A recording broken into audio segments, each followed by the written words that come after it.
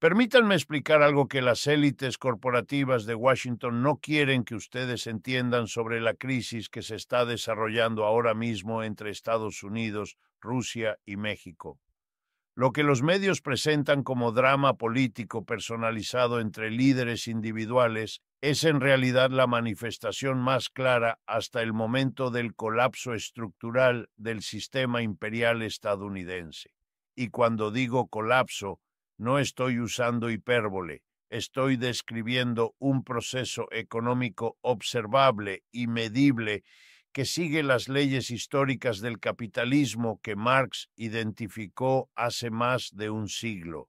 Aquí está lo que realmente está sucediendo, despojado de toda la propaganda y el teatro mediático. Rusia no está furiosa con Trump por razones emocionales o ideológicas.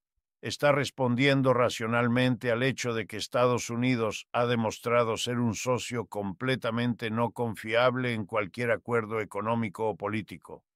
México no advirtió a Estados Unidos por diplomacia cortés, sino porque entiende perfectamente que cuando un imperio entra en declive terminal, sus acciones se vuelven cada vez más erráticas y peligrosas para todos sus vecinos. Y cuando digo que Estados Unidos está cancelando todo, me refiero literalmente a eso.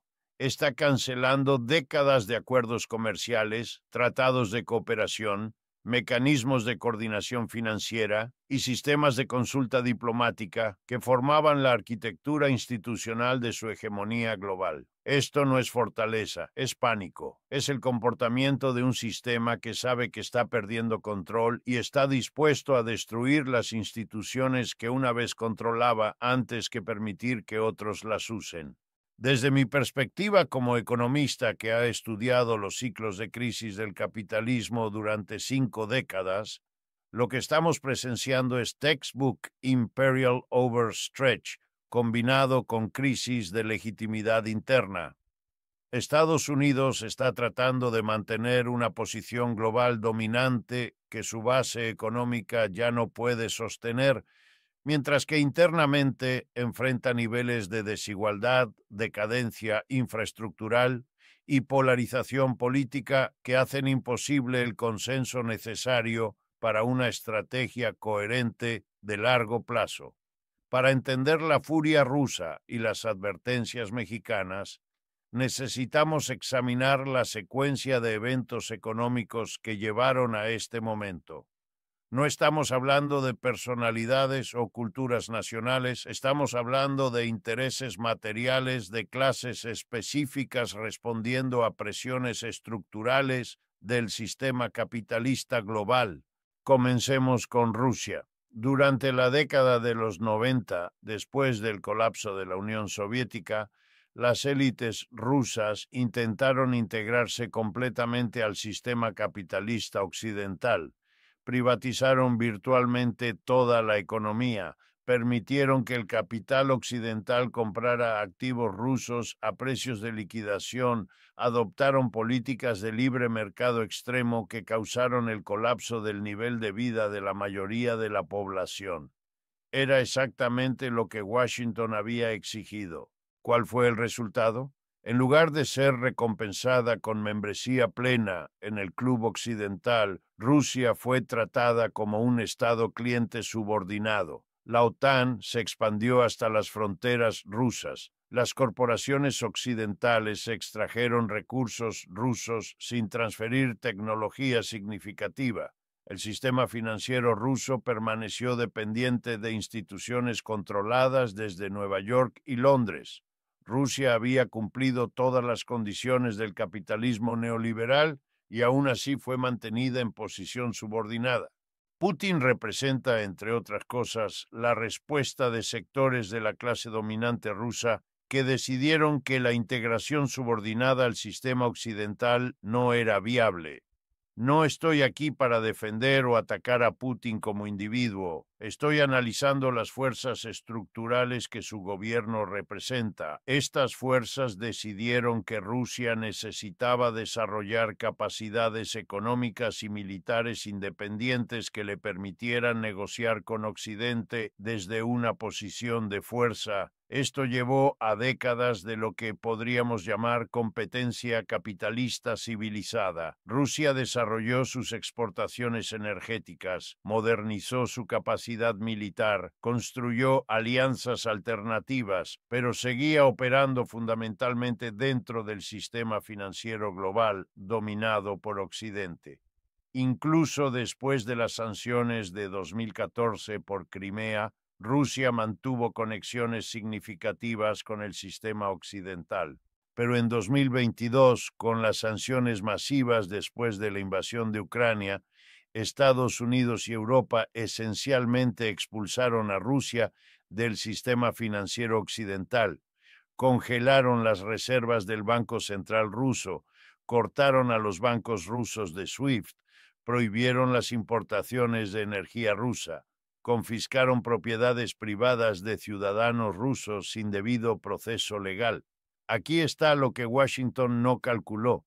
Estas acciones no debilitaron a Rusia lo suficiente como para cambiar su comportamiento, pero sí le demostraron definitivamente que no puede confiar en ningún acuerdo con Occidente. Si Estados Unidos puede confiscar las reservas de un banco central, si puede cortar a un país del sistema de pagos internacionales, si puede ignorar contratos de energía de largo plazo por razones políticas, entonces ningún país racional puede basar su estrategia económica en cooperación con Estados Unidos. Esta es la fuente de la furia rusa. No es emocional, es estratégica. Rusia invirtió 3 décadas tratando de construir relaciones mutuamente beneficiosas con Occidente solo para descubrir que Estados Unidos siempre vio estas relaciones como herramientas para mantener la subordinación rusa, no como partnerships genuinos entre iguales. Y aquí es donde México entra en la ecuación de manera crucial. México ha observado muy cuidadosamente lo que le pasó a Rusia y las lecciones son obvias. Ningún país puede confiar en que Estados Unidos respetará acuerdos internacionales cuando esos acuerdos ya no sirvan a los intereses estadounidenses inmediatos. México tiene una ventaja que Rusia no tenía: geografía. México comparte una frontera de 3.145 kilómetros con Estados Unidos. Esto hace imposible que Estados Unidos trate a México de la misma manera que trató a Rusia, porque México tiene la capacidad de crear crisis inmediatas en territorio estadounidense, simplemente dejando de cooperar en áreas críticas como comercio fronterizo, migración y seguridad. Pero México también tiene una desventaja que Rusia no tenía: dependencia económica extrema. Aproximadamente el 80% del comercio exterior mexicano es con Estados Unidos. Millones de empleos mexicanos dependen de esta relación. La economía mexicana está integrada con la estadounidense de maneras que harían extremadamente costosa cualquier ruptura súbita. Esta dependencia ha sido deliberadamente cultivada por Estados Unidos durante décadas como mecanismo de control político. A través del TELCAN y ahora el TEMEC, Estados Unidos creó una integración económica que beneficiaba a las corporaciones de ambos países, pero que dejaba a México con muy pocas opciones estratégicas independientes. Era una forma sofisticada de colonialismo económico donde México mantenía soberanía política formal, pero tenía autonomía económica severamente limitada. Las advertencias mexicanas a Estados Unidos reflejan el reconocimiento por parte de las élites mexicanas de que este modelo ya no es sostenible. Cuando ven lo que Estados Unidos le hizo a Rusia, entienden que la dependencia total es una vulnerabilidad estratégica inaceptable. México necesita opciones, necesita diversificar sus relaciones económicas, necesita desarrollar capacidades que le permitan resistir presión estadounidense cuando sea necesario. Por eso México ha estado expandiendo silenciosamente sus relaciones con China, fortaleciendo vínculos con otros países latinoamericanos, explorando membresía en organizaciones como los BRICS, que operan independientemente de las instituciones dominadas por Estados Unidos. No es antiamericanismo, es pragmatismo geopolítico básico. Ahora analicemos qué intereses de clase específicos están impulsando estas dinámicas, porque esta no es una historia sobre países abstractos, sino sobre grupos sociales concretos con intereses materiales específicos. En Estados Unidos tenemos una fractura creciente entre diferentes sectores de la clase dominante. El complejo militar industrial y las firmas de Wall Street especializadas en comercio de volatilidad se benefician de la confrontación geopolítica. Más tensión significa más gasto militar, más demanda de activos refugio denominados en dólares, más oportunidades de comerciar con crisis. Para estos sectores, la fragmentación del orden internacional es rentable, pero las corporaciones multinacionales que dependen de cadenas de suministro globales están aterrorizadas. General Electric necesita mercados globales para sus turbinas. Apple necesita manufacturar en múltiples países para mantener costos competitivos. ExxonMobil necesita acceso a reservas energéticas globales. Para estas corporaciones, la fragmentación geopolítica significa pérdidas masivas y disrupciones operacionales que pueden tomar décadas en repararse. Esta división explica la incoherencia aparente de la política estadounidense. Diferentes agencias gubernamentales persiguen políticas contradictorias porque representan diferentes sectores de la élite corporativa con intereses conflictivos. El Pentágono promueve confrontación porque sirve al complejo militar industrial. El Departamento de Comercio trata de mantener relaciones comerciales porque sirve a las multinacionales. El Tesoro impone sanciones financieras porque sirve a Wall Street. En Rusia, la situación es más clara. Las sanciones occidentales unificaron a la clase dominante rusa alrededor de una estrategia de desarrollo independiente.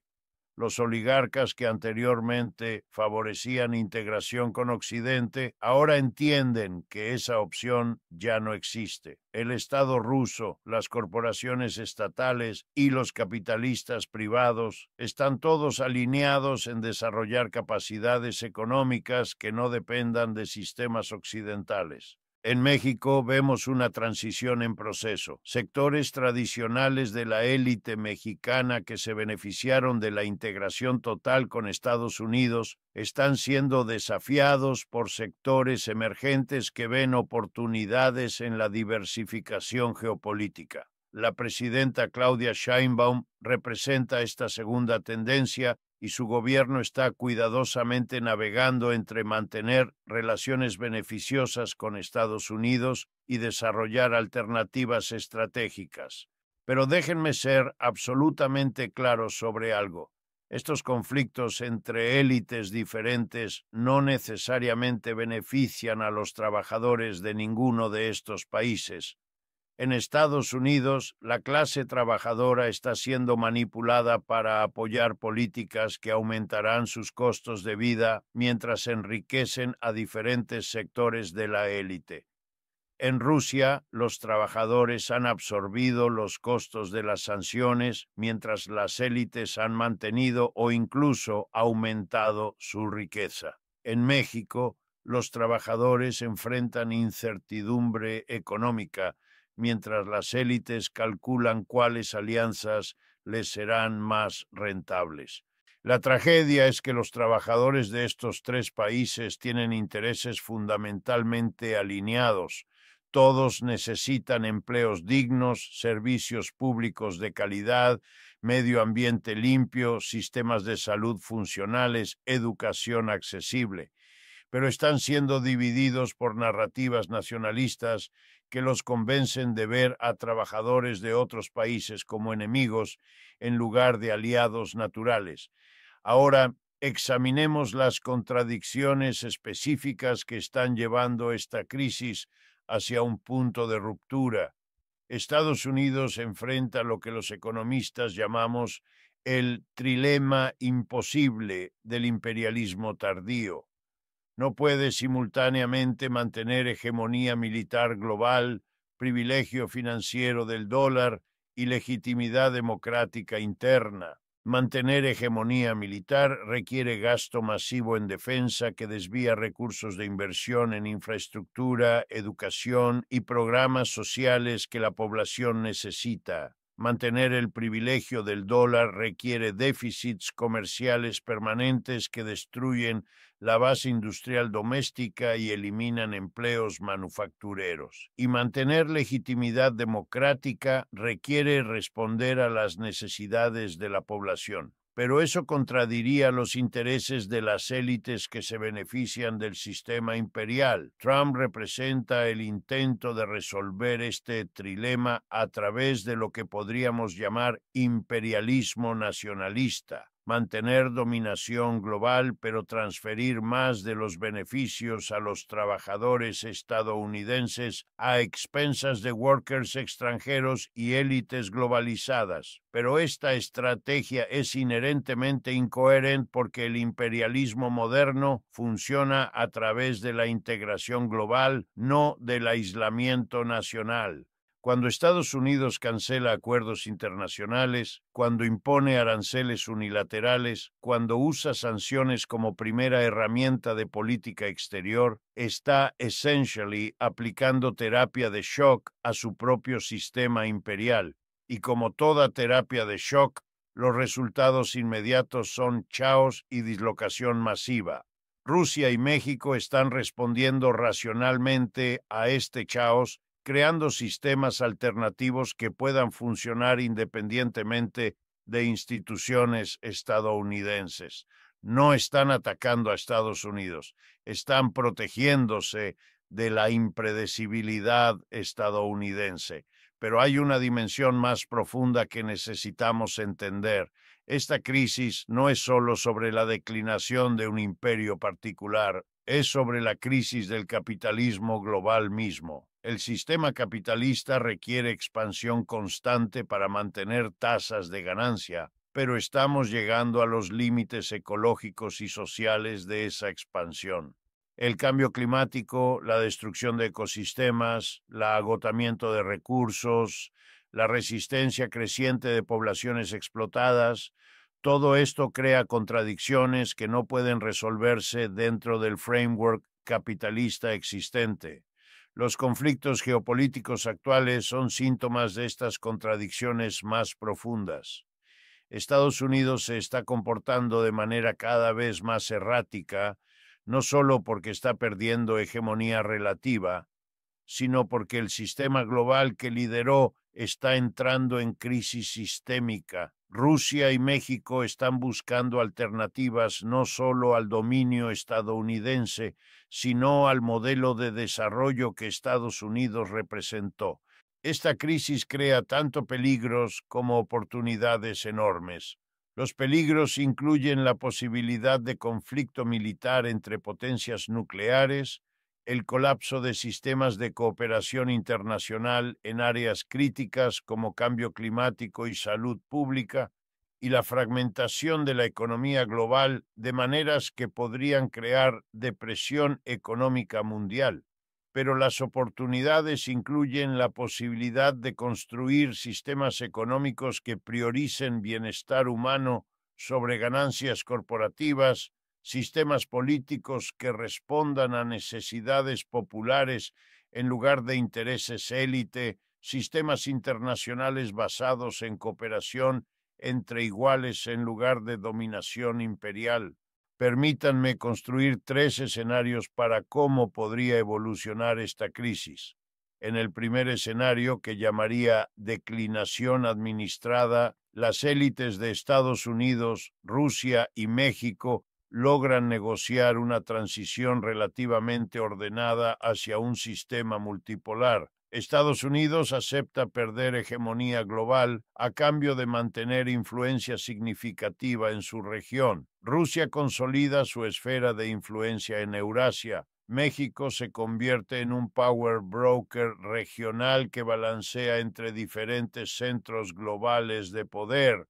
El resultado sería estabilidad temporal, pero sin cambios fundamentales en las estructuras de clase dentro de cada país. En el segundo escenario, fragmentación caótica, las contradicciones se intensifican hasta el punto de ruptura sistémica. Estados Unidos refuges to accept loss of hegemony, intensifica confrontación militar y económica. Rusia responde asimétricamente a través de cyber warfare y desestabilización de aliados estadounidenses. México se ve forzado a elegir lados, leading to internal political crisis. El resultado sería economic depression, political upheaval y posible military conflict que podría escalarse hacia catástrofe global. En el tercer escenario, que llamaría transformación democrática, las crisis geopolíticas catalicen movimientos populares en los tres países que challenge not just current policies, but underlying economic systems. American workers organize against both the military-industrial complex y las multinacionales que han extracted wealth from their communities. Russian workers demand democratic control over their country's vast natural resources. Mexican workers organize para socialism que combine national sovereignty con international solidarity. El resultado podría be emergence of genuinely democratic societies que cooperate internationally based in mutual benefit rather than exploitation. Obviamente, este tercer escenario es el más optimista y también the least likely en el short term, pero history shows que periods de crisis hegemónica create openings for transformations que would be impossible durante times de stability. Las contradicciones actuales del sistema capitalista global son tan severas que some form de transformation fundamental es inevitable. La cuestión es whether esa transformation será controlled by elites who manage decline in sus own interests, or by popular movements que create something genuinely better. Para que el tercer escenario sea posible, trabajadores en los tres países need to understand que their real enemies are not workers in other countries, but their own ruling classes qui benefit from current system de-exploitation I conflict. An American worker has more in common con a Russian worker or Mexican worker than con an American billionaire. Same para workers everywhere. Esto requires building international solidarity based in shared class interests rather than accepting nationalism that divides workers along artificial lines. Requires understanding that capitalism is inherently expansionist and exploitative, regardless to which country dominates the system. Requires recognizing that real security para workers everywhere comes not from military dominance, but from economic systems que guarantee decent living standards for everyone. Las fury rusa, las warnings mexicanas y los cancellations americanos son all symptoms de la misma underlying crisis, el failure del capitalismo global para deliver prosperity, security, y sustainability para la majority of human beings. This crisis will continue to intensify until we address its root causes, not just its geopolitical manifestations. Los próximos months y years will be crucial in determining what direction this transformation takes.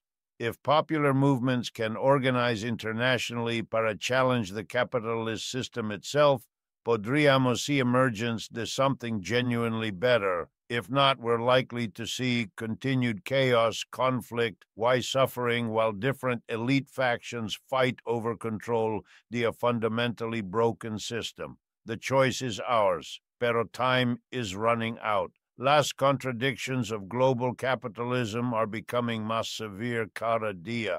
Climate change, inequality, political instability, all are accelerating. We can either organize para fundamental change, or we can allow current system to destroy itself and possibly take much to human civilization con it. That's why understanding what's really happening between United States, Russia, and Mexico is so important. It's not about taking sides in geopolitical conflicts. It's about understanding las structural forces que drive these conflicts y working para transform the underlying system que makes such conflicts inevitable. Porque al final del día, no matter quién wins competition para global dominance, if system remains based in exploitation de workers y destruction del environment, todos lose.